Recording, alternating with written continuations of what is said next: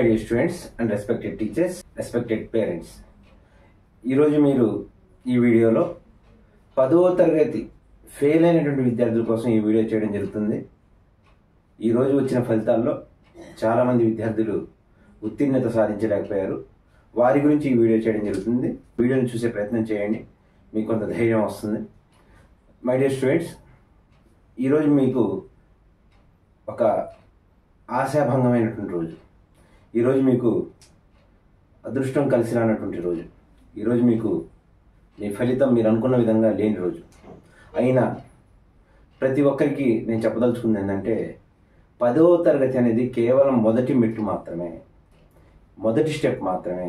మనం ఎక్కాల్సినటువంటి మెట్లు చాలా ఉన్నాయి. ఇంకా మొదటి మెట్టు మీరు ఎక్కలేకపోయారు, మరలా ఎక్కే ప్రయత్నం మనం చేయాలి.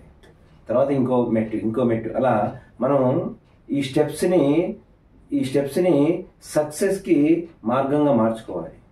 ఈ పెయిన్ని మనం సక్సెస్కి కావాల్సిన బలంగా మార్చుకోవాలి. మై డియర్ స్టూడెంట్స్, మీరు ఏదైతే సబ్జెక్ట్లో ఫెయిల్ అయ్యారో దాని నుండి మీరు మొదటగా బయటికి రావడం కోసం మీరు కుటుంబంతో గడపడానికి ప్రయత్నం చేయండి. అమ్మా నాన్న దగ్గరికి వెళ్ళి మాట్లాడే ప్రయత్నం చేయండి. అమ్మా నాన్న తిడతారని భయం ఉండొచ్చు మీకు. అమ్మా నాన్న తిట్టకపోతే పక్కింటోడు తిడతాడా? అమ్మా నాన్నే తిడతాడు.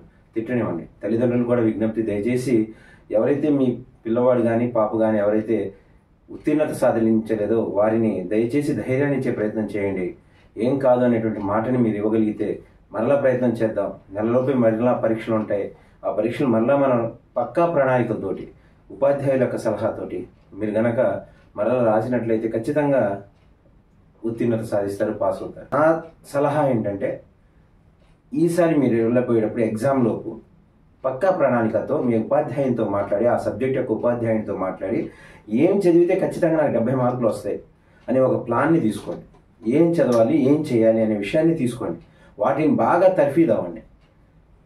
చిన్న సలహా ఏంటంటే మీరు 100 మార్కుల పేపర్ని 100 మార్కులు రాసిరండి. ఏ సెక్షన్ని వదిలిపెట్టద్దు.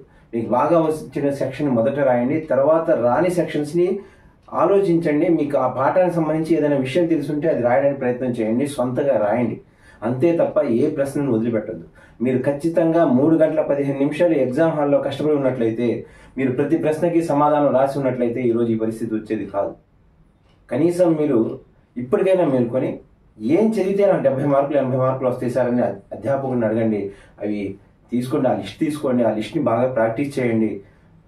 ఖచ్చితంగా మీకు మీరుగా పెయిన్ని ఫీల్ అవ్వండి. నేను చదవాలి, ఈసారి మంచి మార్కులతో పాస్ అవ్వాలి. ఏం తేడా లేదండి. ఇప్పుడు పాస్ అయిన వాళ్ళకి మీకు ఏమీ తేడా ఉండదండి. మీ వాళ్ళు జూన్లో కాలేజ్ జాయిన్ అవుతారు, మీరు కూడా జూన్లో కాలేజ్ జాయిన్ అవుతారు.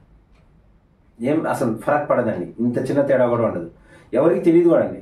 నా మిత్రుడు ఒకటి 10th క్లాస్లో ఇలాగే ఫెయిల్ అయ్యాడండి. అందరూ అదే ఫెయిల్ అయ్యాడు పాపం అనుకున్నామండి. కానీ అతను దాన్ని పెయిన్గా తీసుకున్నాడు. తర్వాత మళ్ళీ మాతో పాటు కాలేజ్ జాయిన్ అయ్యాడు. మీరు నమ్మండి, ఇంటర్మీడియట్ కాలేజ్ టాపర్ అతను. అదేంటి, ఆ రోజు 10th ఫెయిల్ కదా, ఆ రోజు 10th ఫెయిలే, కానీ మాతో పాటు అతను కాలేజీలో ఇంటర్మీడియట్ టాపర్గా నిలిచాడు. అంటే అతనికి బాధ్యత తెలిసింది, చదువుకోవాలనేటువంటి బాధ్యత తెలిసింది. ఆ బాధని అనుభవించాడు కాబట్టి 10th క్లాస్లో తను పడినటువంటి ఆ కష్టం తెలుసుకున్నాడు కాబట్టి ఇంకా లైఫ్లో అతను వెనుదిరిగి చూడలేదు, ఒక మంచి పొజిషన్లో సెటిల్ అయ్యాడు. మై డియర్ స్టూడెంట్స్, ఇలాంటి బాధ రావడం కూడా ఒకందుకు మంచిదే. ఈ పెయిన్ రావడం కూడా ఒకందుకు మంచిదే.